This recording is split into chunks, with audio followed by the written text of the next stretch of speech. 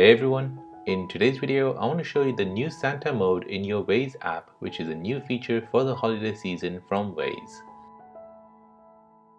So make sure your Waze app is updated to the latest version and open the app. Tap on the search icon at the bottom left of the screen. Then on the menu, tap on Drive with Santa. Here you can activate three options. In the first one, you can change your character to Santa. The second one is where you can change your car icon to Santa Sleigh. And the last one is to change the navigation voice to Santa's voice.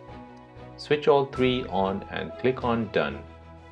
Now you'll notice all the changes on your profile image, and on the map you'll see Santa Sleigh. If you set up a destination, you'll then hear Santa's voice as a speaker. And there you go guys, enjoy the new feature from Waze. This is for a limited time only, so it'll disappear after Christmas or New Year. Hope you guys found this useful. Please don't forget to like this video and subscribe for more videos like this. Thanks for watching, and I'll see you in the next one.